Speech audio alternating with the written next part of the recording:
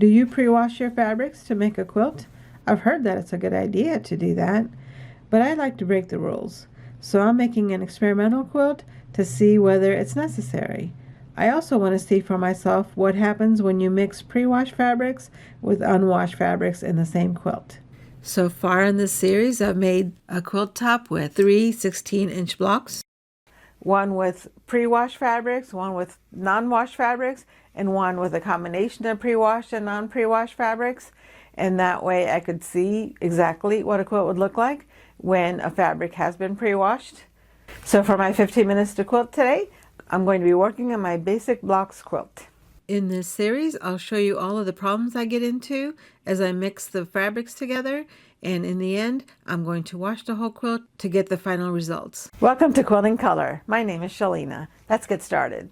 I still need to press this quilt top, but I wanted to get a measurement, and this looks to me like it's a little bit more than 12 inches, 12.5 inches. So I'm just going to cut some backing fabric that'll match approximately. Yeah, I need it to be exactly the same size so that I can birth this quilt.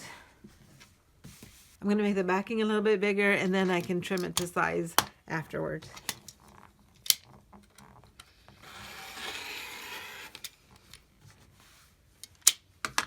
I'm going to press the quilt top, get the batting ready, and then we can go ahead and sandwich the quilt.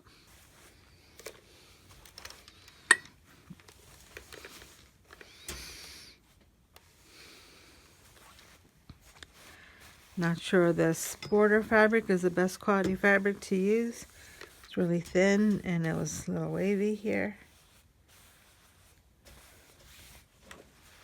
It's actually wavy in several different places because I didn't measure it before I added it.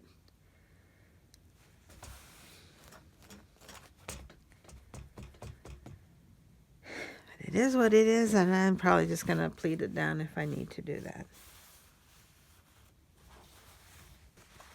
The important thing is really these sections here, so if I pleat it, maybe I'll just add a pleat here in the border section, in the sashing section.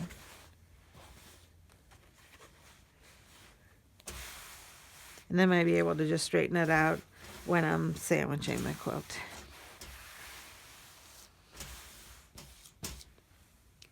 Okay, I'll get the batting and get it ready for sandwiching.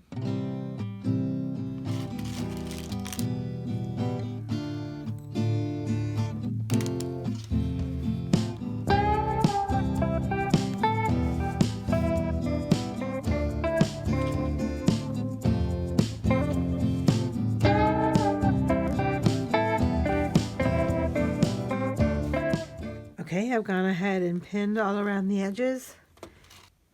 I'll leave an opening here to turn the quilt right side out, and just sew all around the rest of the edges.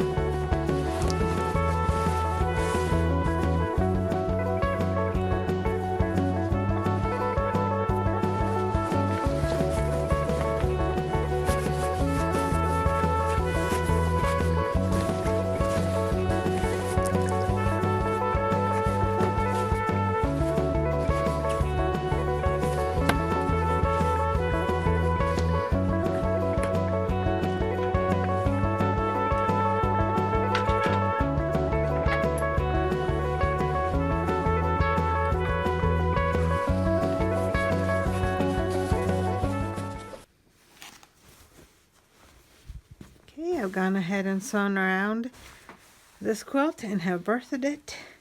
So now I'm just going to press it down so that all the edges are nice and flat. Then I can start quilting it and sewing and securing this open edge.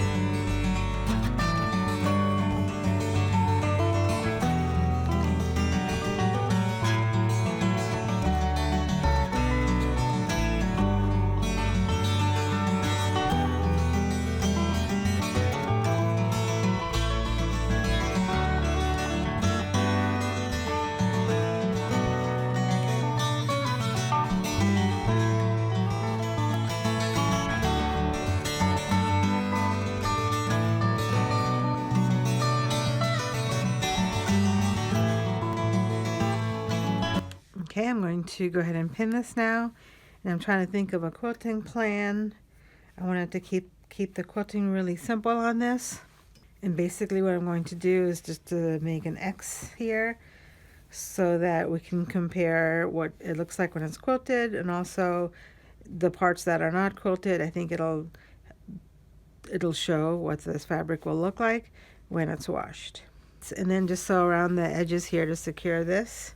And I think that should be enough. So I'll go ahead and stitch on the edges now and just make little X's in this section.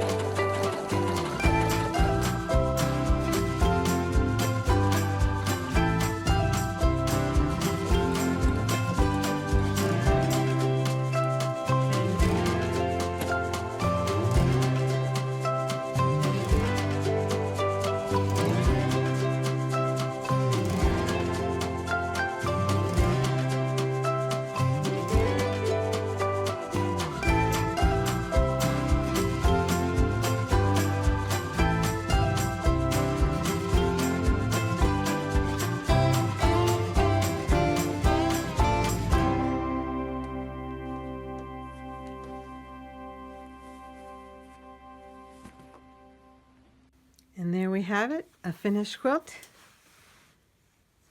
We've got the blue section here. I've got the mixed section here.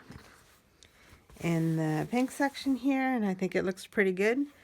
For these sections, I was able to quilt with an X on both sides. But because this one had more than 4 blocks, because of this small row, I was not able to go straight from start to finish, so I just went ahead and made the angle a little bit smaller, so that I can have the thread going through the intersection, just so that they can so it's easier to compare with the other 2 blocks. If I had gone diagonally, I wouldn't have hit any intersections. We would have been cutting here in the middle, and then the intersection would wind up being over here somewhere. Okay, so there we have it. My quilt is finished. In the next video for this series, we're going to find out what actually happens when we wash this quilt. In addition to seeing the results of this experiment, I'm also going to tell you everything I've learned about pre-washing fabric and when you should and when you shouldn't pre-wash fabric for a quilt. Don't forget to subscribe so you don't miss any of them. In case you missed the news, I made a quilt journal especially for you. It is a book that I made to help you tell the story of your quilt. I put a link in the description and in the pinned comment so you can get a copy of your own book. I hope that you enjoyed watching me make this challenge quilt, and I'll put a link here for the other videos in this series. Thank you for watching. I appreciate all your support, and I hope to see you again in the next video.